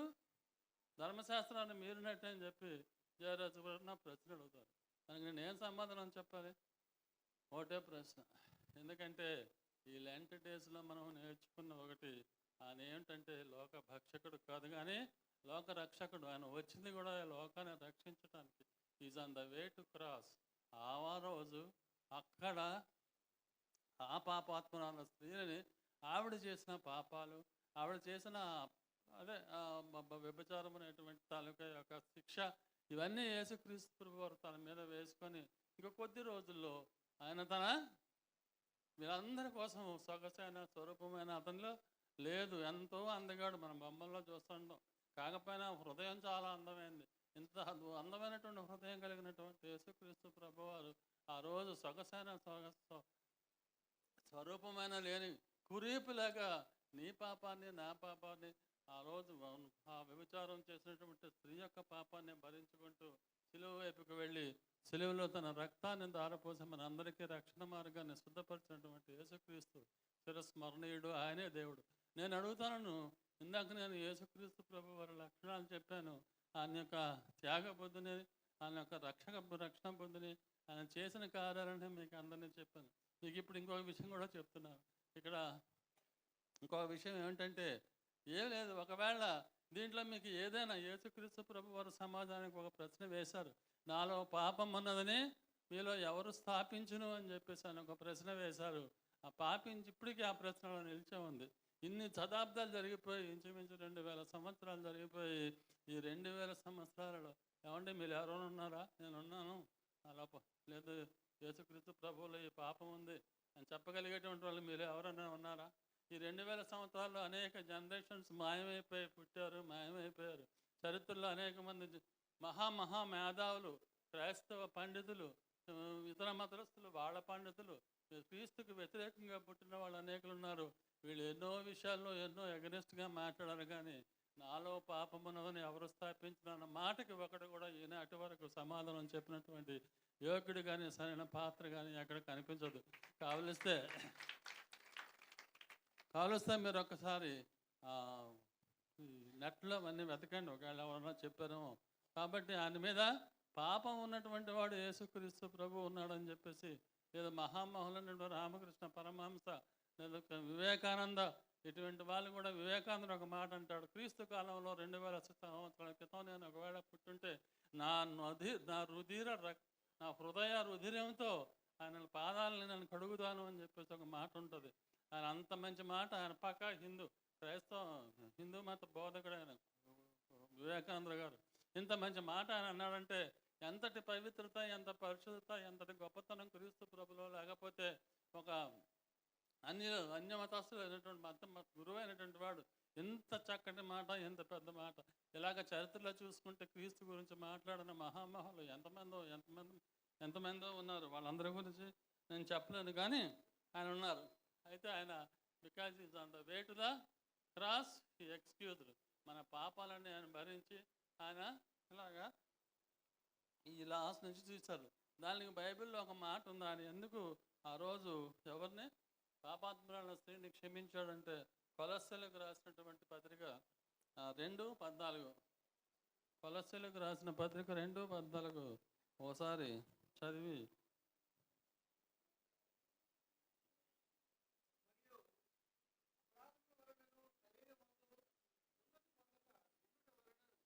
కొలస్సీలు 2:14 అండి. కొలస్సీలు 2:14 చెప్పండి. మరియు అపరాధముల వలనను శరీరమందు సున్నతి పొందక ఉండుట వలనను మీరు మృతులై ఉండగా, దేవుడు వ్రాతపూర్వకమైన ఆజ్ఞల వలన మన మీద రుణముగాను మనకు విరోధముగాను నుండిన పత్రమును మేకులతో సిలువకు కొట్టి, దాని మీది చేవ్రాతను తుడిచివేసి, మనకు అడ్డము లేకుండా దానిని ఎత్తివేసి, మన అపరాధములన్నిటినీ క్షమించి ఆయనతో కూడా మిమ్మును జీవింపచేశాను. ఆయనతో కూడా మనల్ని జీవింపచేశాను. ఆయన ప్రధానులను అధికారులను అవసరం లేదన్న చాలా అక్కడ వరకు. దేవుడు వ్రాతరూపకమైన ఆజ్ఞల వల్ల, వ్రాతరూపకమైన ఆజ్ఞలు అంటే ఏదండి? ధర్మశాస్త్రం. ఈ ధర్మశాస్త్రాన్ని ఏం చేశాడు? అది మనకి ఎలాగ ఉండదంటే మన మీద రుణముగాను, ఇంకెలా ఉండదు, మనకు విరోధంగానూ ఉంది. మరి నేను ఇందాక నుంచి ఏం చెప్పానంటే, ధర్మశాస్త్రాన్ని నేను కొట్టేయలేదు, ధర్మశాస్త్రాన్ని ఆయన పూర్తిగా నెరవేర్చారు అని చెప్పేసి అన్నారు కదా. మరి ఇదేంటి ఇక్కడ ఇలాగుంది? ఇలాగున్న పత్రాన్ని మేకులతో సిలువకు కొట్టి దాన్ని సిలువ మీద సిలువ వేసేసాడు. దాన్ని ఈయన కాదు, ఈయన ప్రాణం కాదు, ఈయన దేహం కాదు, సిలువ మీద వేయబడింది. ఏదండి అంటే, యేసుక్రీస్తు ప్రభు ధర్మశాస్త్రంలో ఉన్నటువంటి కొన్ని విషయాల్ని సిలువైంది. ఉదాహరణకు చూద్దాం. నేను యేసుక్రీస్తు ప్రభు వారు పదాజ్ఞలని కూడాను దశాజ్ఞలను కూడాను ఆయన లేదండి ఆయన ఆచరించాలని చెప్పారు, వాటిని కొట్టివేయలేదు. మరి దేన్ని కొట్టివేశారంటే అంతవరకు మానవుడు పాపాలకి ఏం చేసేవారండి? బలులు ఇచ్చేవాళ్ళు. గొర్రెపోతుల్ని, మేకలను, తర్వాత దున్నపోతుల్ని, ఆవుల్ని, వీటన్నిటిని మేము ఎప్పుడప్పుడు అనుకుంటాం. జయరాజు గారు ఎప్పుడైనా వాళ్ళ అత్తగారింటికి వెళ్తే, అయ్యా జయరాజు గారు మీ మామగారు క్రొవ్విన వధువుని క్రొవ్విన దూడను వధించి మీకు విందు ఏర్పాటు చేశారా అని చెప్పేసి అంటుంటాం. అంటే అది సరదా కోసం అన్న మాట అనుకోండి. ఆ రోజుల్లో అలాగ క్రొవ్విన దూడను బలి ఇచ్చి దాని యొక్క మాంసాన్ని తింటూ వాళ్ళు చేస్తుండేవాళ్ళు. క్రొవ్విన దూడను దేవుడికి ఇస్తూ, లేకుండా మేకనో, గొర్రెపేతనో, పిల్లను, పౌరాలు జతనో, లేకపోతే పిండి తూడు, గోధుమ పిండి, నూనె ఇవన్నీ ఇస్తూ యేసుక్రీస్తు ఒక మనిషి యొక్క పాపి పరిహారార్థం కోసం అని చెప్పేసి తన యొక్క ఈ పద్ధతి ఉండేది. అంటే మానవ రూపమైనటువంటి భౌతికమైనటువంటి ఈ పద్ధతి ఉండేది. ఈ పద్ధతిని యేసుక్రీస్తు ప్రభు వారు వచ్చి ఒక్కసారి ఆయన ఆ సిలువలో మరణించి తనకు తానే బలిగా ఈ అన్ని గొర్రెల యొక్క బలులకు బదులు తను ఒక్కడ శాశ్వతంగా ఎల్లప్పుడూ నిత్యజీవాన్ని పొందడానికి, పవిత్రంగా ఉండటానికి, ఆయన చెప్పిన మాటలను గైకుంటూ ఆయన్ని విశ్వసించి ఆయన మాటలందు నిలకడగా ఉండి ఆయన కట్టడలను గైకున్న ఎవరైనా సరే ఈ పాపాల నుంచి విముక్తి అవడం కోసం అని చెప్పి ఆయన ఒక్కసారి సిలువ మీద బలి అయిపోయారు. ఆ విధంగా ధర్మశాస్త్రంలో మొత్తం 610 ఆజ్ఞలు ఉన్నాయండి. ఇంచుమించు 610 ఆజ్ఞలను కూడా ఆయన ఎన్ని ఆజ్ఞల కింద చేశారు? 2 ఆజ్ఞల కింద చేశారు. ఒకటి, నీ దేవుడని యెహోవా మనసును చెయ్యి. 2, నిన్ను వలె నీ పొరుగువాని ప్రేమించు. ఈ 2 ఆజ్ఞలుగా చేసి మిగతా ధర్మశాస్త్రాన్ని అంతా ఆయన కొట్టివేసినట్టే లెక్క. ఇలాగా ఒకవేళ జయరాజు గారికి నేను సమాధానం చెప్తున్నాను కాబట్టి ఆయన ఎగనెస్ట్ లా పెడలేదు. సరే, చాలా టైం అయినట్టుంది. ఇకపోతే ఆ రోజు ఆ పరిచయాలు ఇలా వెళ్ళిపోయారు. మరి నువ్వు నేను ఉంటే అక్కడ ఏం చేస్తామండి? మనం కూడా రాళ్ళతో కొడతాము. మనకు యోగ్యత ఉందా? ఏమాత్రం మనకు హృదయాలు ఉంటే మీకు వెంటనే మనం ఏం చేస్తాం? అక్కడి నుంచి పారిపోతామా? చెప్పండి. నేనైతే మాత్రం ఎవరైతే పాపాత్మరాలైన స్త్రీ ఉందో ఆ పాపాత్మరాలైన స్త్రీ ప్రక్కన నేను కూడా మోకరించి, యేసయ్య ప్రభు, ఆ పాపిని నన్ను క్షమించు, నేను పాపాలు చేస్తాను, నా జీవితంలో నేను చేసినటువంటి పాపాలు అనేకం. ఆ స్త్రీ కంటే ఎక్కువ అధికమైన ఆ పాపం. ఆ స్త్రీ దేనికి పట్టబడిందంటే కేవలం వ్యభిచారం అనే కారణం వల్లే ఆవిడ పట్టబడింది. కానీ అంతకు మించి అనేక రకాల పాపాలు, నోటితో అబద్ధాలు, మాటలు, ఒకటి కాదు, మోసాలు, ద్వేషాలు, నరహత్యలు, భ్రూణ హత్యలు, ఒకటే ఉందండి. ఎన్నో రకాల పాపాలు నేను చేసినటువంటి పాపాత్మున్నాయా నన్ను క్షమించు. ఈరోజు ఇదిగో ఈ స్త్రీని అలాగే క్షమించావో నన్ను కూడా అలాగే క్షమించు, నన్ను కూడా అలాగే నీ సన్నిధికి తీర్చుకుంటే ఆ రోజు ఆవిడ నీతిమంతుడిగా ఎలాగైతే ఆవిడని తీర్చాలో అలాగే ఆయన హృదయాన్ని తెరిచి ఆయన హస్తాలతో పాటు మనల్ని తన కౌగిలిలోకి తీసుకుని నన్ను కూడా తనతో సమానుడిగా చేసి ఆయన దేశంలో, ఆయన రాజ్యంలో ఒక వారసుడిగా నిలబెట్టేటువంటి మహాశక్తి ఏకైక దేవుడు యేసుక్రీస్తు ప్రభు. నేను అంటాను, ఇవన్నీ ఈ పరిశుద్ధత, ఈ పవిత్రత, ఈ పాపల కొరకు ఆయన చూసినటువంటి సమర్పణ, ఇవన్నీ లేకపోతే మనం యేసుక్రీస్తు ప్రభు వారిని ఎందుకు పూజించాలి, ఎందుకు ప్రార్థించాలి? ఇంకెవరు లేరా మనకు? దేవుళ్ళు బోల్డ్ మంది ఉన్నారు. ఆ దేవుళ్ళను వదిలేసి మళ్ళీ ఇక్కడికి వచ్చి ఎందుకు పూజించాలి?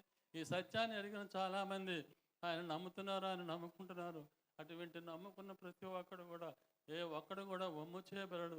నిజంగా మనం ఆయన యందు విశ్వాసిగా ఉంటూ నిజమైన విశ్వాసంతో, నిజమైన భక్తితో, నిజమైన హృదయంతో, నిజమైన మనస్సుతో ఆయన పూజించి ప్రార్థించి ఆయన అనుగ్రహించేటువంటి ఆ గొప్ప రక్షణని మనం ఈ ధనం పొందాలని ఈ మాటలు మీ అందరూ హృదయాల్లో ఫలించాలని ఈ కొద్ది మాటలు చాలిస్తున్నాను. దేవుని నామమున పైకెత్తండి. అందరికీ అర్థమైందన్న వారి చేతులు ఎత్తండి. హల్లెలూయా. తినుదానులో నుండి తిండి వచ్చాను, వినుదానులో నుండి వింత వచ్చినట్టుగా చాలా మనకు తెలిసిన పరిశీల యొక్క బోధ లేక పరిశీలు యేసయ్యని శోధించినప్పుడు ఈ పరిశుద్ధ మంగళవారంలో ప్రభు ప్రత్యేక రీతిగా ఈ అంశాన్ని ప్రభు మనతో మాట్లాడారు. దానికి స్తోత్రం. హల్లెలూయా. కాబట్టి ధర్మశాస్త్రము శిక్షించమంటుంది పాపంలో పట్టబడిన వారిని. కానీ పురుషుని తీసుకురాలేదు. ఆ పురుషుడు ఎవరై ఉండొచ్చు? పరిసయ్యుడని చక్కగా దేవుడు మనకు తెలియపరిచాడు. అందరికి సదానికి స్తోత్రం తెలుద్దాం. ధర్మశాస్త్రాన్ని నెరవేర్చడానికి వచ్చాడా యేసుప్రభు? ధర్మశాస్త్రం కొట్టివేయడానికి వచ్చాడా? చాలామంది కొట్టివేయడానికి వచ్చారంటారు. ఆయన నెరవేర్చడానికి ధర్మశాస్త్ర సంబంధమైన బలులు అర్పించిన అవసరం లేక దేవుడు నరుడిగా యేసుక్రీస్తుని పేరుగా ఆయన మన కొరకు మన పాపల కొరకు బలైపోయాడు. అందరికి సదానికి స్తోత్రం తెలుద్దాం. హల్లెలూయా. మరి చాలా చక్కని విషయాలు ప్రభు మనతో మాట్లాడాడు. మెస్సీని గురించిన విషయాన్ని మరి చాలా మరి ప్రభు మనతో వ్యక్తిగతంగా నీతో నాతో మాట్లాడినందుకు అందరూ ఒకసారి దేవునికి ఒకసారి స్తోత్రం చెల్లిద్దాం. అలాగే మన సంఘం తరపున మన యొక్క ఆహ్వానాన్ని మరి గతంలో చాలా కాలమైంది నేను పిలిచి, అంటే 40 దినాల ప్రారంభంలోనే పిలిచాను, కానీ 40 దినాల్లోనే పిలిచాము, కానీ వారు రాలేకపోయారు. ఈరోజు వారే మరి 2-3 రోజులుగా మరి మీరు వస్తున్నారని చెప్పి మన మధ్యకి వచ్చి ప్రభు వారికి ఇచ్చిన సందేశం అనర్గళంగా, దానికి స్తోత్రం. మరి ఇంత అంత విపులంగా అనర్గళంగా మాట్లాడడం ఈరోజు నన్ను నాటకాల్లో చూశాను. హల్లెలూయా. చాలాసార్లు చెప్పారు, కానీ ఈరోజు మరి ఇంకెలాగా ఏమాత్రం కూడా రెఫరెన్స్ కూడా మరి చూపించి ఎత్తి పట్టకుండా ధారాళంగా వారి నోటిని ప్రవాహం వలె దేవుడు అందించిన మాటలను బట్టి ఒకసారి దేనికి స్తోత్రం చెల్లిద్దాం. మన సంఘం తరపున ప్రత్యేకంగా డాక్టర్ ఎమన్ ప్రసాద్ గారికి ప్రత్యేకమైన వందనాలు తెలియజేస్తున్నాం. అలాగే వారి సత్యమణి గారు, మరి గిరిజా టీచర్ గారు, దీనికి స్తోత్రం. మరి వారి అజాతి శత్రువు, ఎవరికి శత్రువు కాదు ఆమె. హల్లెలూయా. కాబట్టి వారి సందేశం కూడా మనం వినబోతున్నాం. అందరికి దానికి స్తోత్రం తెలుద్దాం. ఈరోజు కాదు, అయితే విషయాన్ని గమనించండి. ప్రభు చిత్తమైతే రేపు మరి గిరిజా టీచర్ గారు మాట్లాడాలని ఎవరైనా ఆశపడితే ఒకసారి చేతులు ఎత్తుదాం. చాలామంది చేతులు లేపడ్డాయి కాబట్టి రేపటి దిన ముందు మరి గిరిజా టీచర్ గారు మనతో మాట్లాడబోతున్నాం. అందరికి దానికి స్తోత్రం తెలుద్దాం. హల్లెలూయా. మరి ఈ సమయం అందరూ తల్ల ఉంచండి, కన్ను మూసుకుందాం. కాబట్టి ఈ సమయం ముందు ధర్మశాస్త్రానుసారంగా ప్రభు అయిన యేసుక్రీస్తుని ఇరికించడానికి తీసుకొచ్చిన పాపంలో పట్టబడిన స్త్రీని తీసుకొచ్చారు. అయితే మీలో పాపము చేయని వారు మొదట రాయి వేయనన్నప్పుడు ప్రతి వారి యొక్క పాపములు కూడా ప్రభు అయిన యేసుక్రీస్తు రాసినప్పుడు కనుగొని వారు వెనక్కి వెళ్ళిపోయారు, కానీ పశ్చాత్తాపడలేదు. ఒకవేళ పశ్చాత్తాపడితే పట్టబడిన పాపాత్ములైన స్త్రీవులే క్షమించబడి ఉండేవారు. ఈ సమయం ముందు కూడా పట్టబడితే పాపిగా ఉన్నారు, పట్టబడకపోతే పరిశుద్ధులుగా చలామణి అయిపోతున్నారు. కనుక ఈ సమయం ముందు ఆనాటి పాపాత్ములైన స్త్రీవులే దేవుని సన్నిధిలో మనము మన తప్పిదాలను ఒప్పుకుందాం. వ్యభిచారం కాదు, ఇంక వేరే ఇంకా ఘోరాలు నేరాలు కలిగిన పాపాలు మనం చేస్తున్నాం. మనం దేవుని యొక్క సన్నిధిలోని అడుగుదాం. పరిసయ్యుడి వల్లే మనం తప్పించుకుంటున్నాం. వారి తప్పును లోపల పెట్టుకుని ఇతరుల తప్పులను ఎత్తులు పట్టుకుంటున్నాం, శిక్షించడానికి పూనుకుంటున్నాం. ప్రభు అయిన యేసుక్రీస్తు వారు శిక్షించడానికి రాలేదు, పాపం రక్షించడానికి వచ్చాడు. కనుక ఈ సమయంలో పాపుల రక్షకుడైన ప్రభు అయిన యేసుక్రీస్తు దగ్గరికి వద్దాం, మన తప్పుదారు ఒప్పుకుందాం, పశ్చాత్తాపడదాం, దేవుని కనికరాన్ని పొందుకుందాం. ఆయన పవిత్రుడు, దేనికి స్తోత్రం. హల్లెలూయా. కాబట్టి ఈ సమయంలో మనం పాపక్షమాపణ, రోగ స్వస్థత, నిత్య జీవం ప్రభు అనుగ్రహించాలని ప్రభు మాకు అనుగ్రహించండి. నీ వాక్యంలో మా తప్పుదాలను ప్రభు మాకు తెలియజేస్తావు, మేము క్షమించడానికి సహాయించండి. అందరూ 1 నిమిషం అందరం కలిసి ప్రార్థన చేద్దాం. తర్వాత నేనే ప్రార్థన చేస్తాను. Glory to God. హల్లెలూయా. అమ్మాని పిలిచావు ప్రభువా, ఇది ఎవ్వరు పిలువని పిలుపు, ఇది ఎన్నడూ వినని పలుకు, ఇది ఎవ్వరు పిలువని పిలుపు, ఇది ఎన్నడూ పలుకు. ప్రభు అయిన యేసుక్రీస్తు యొక్క పలుకు ఎంతటి పాపినైనా అమ్మా అని పిలిచి, అమ్మా ఎవరు నీకు శిక్ష విధింపలేదా, నేను కూడా శిక్ష విధింపను, ఇక నుండి నీవు పాపము చేయకము అని ప్రభు అయిన యేసుక్రీస్తు వారు క్షమించాడు. ఈ సమయమందు కూడా ఈ 40 దినములు ప్రతిష్ఠించుకున్న ఉపవాస పండుగల్లో మన తప్పుదాలు దాచిపెట్టద్దు, ఒప్పుకుందాం, ప్రభు కనికరాన్ని పొందుకుందాం, ప్రార్థన చేద్దాం.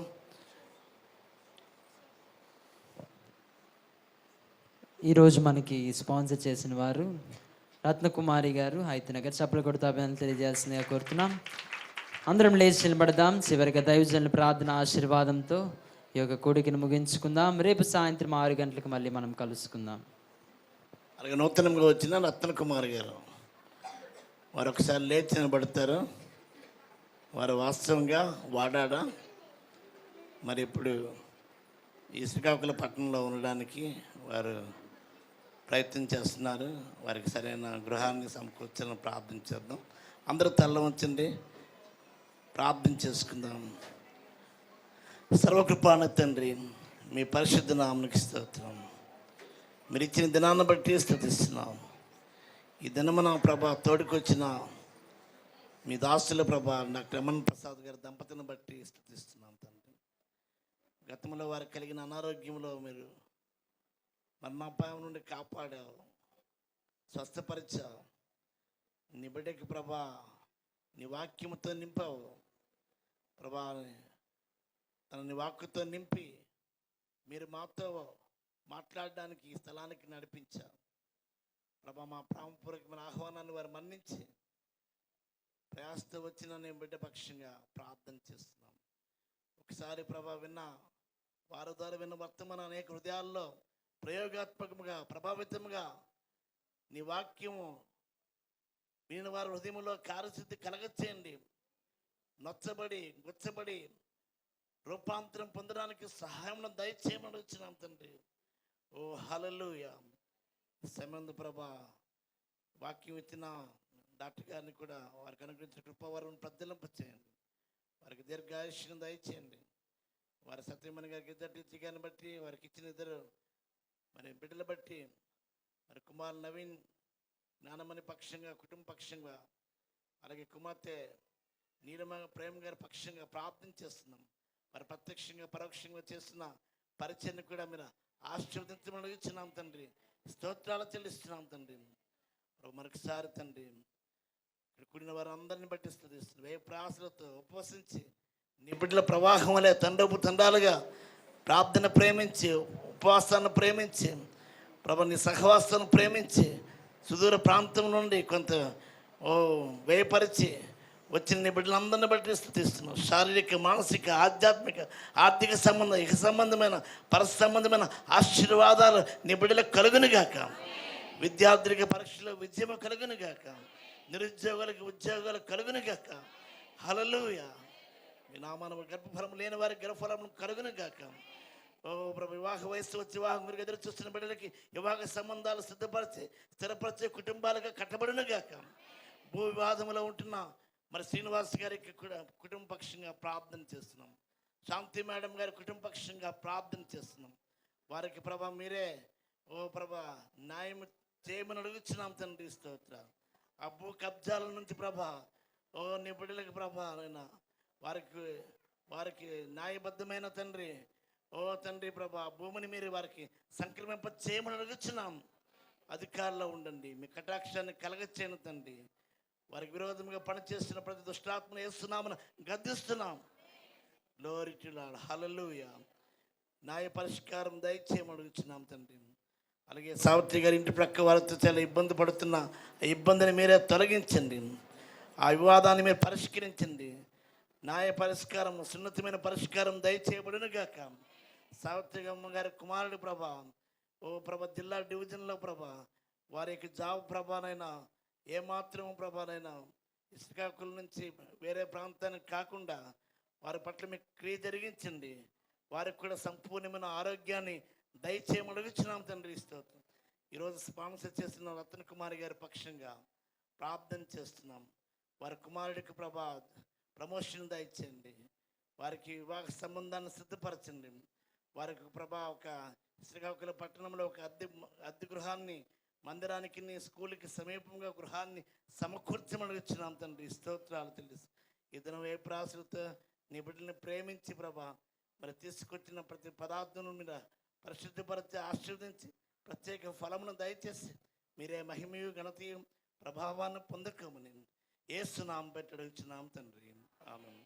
మన తండ్రిని దేవుని ప్రేమ, మన రక్షకుడిని యేసుక్రీస్తు మహాకృప, పరిశుద్ధాత్మక అన్యోన్య సహవాసం కూడిన మనకును ప్రభువును ప్రేమించే సకల ప్రజలకును సదాకాలము తోడే ఉండునుగాక. ఆమేన్. యేసు రక్తమే జయం, ప్రభేసు రక్తమే జయం, ప్రభేసు నామ సంపూర్ణ విజయం, అపవాద క్రియ గణంత నాశనం కలుగునుగాక. ఆమేన్. ఆమేన్.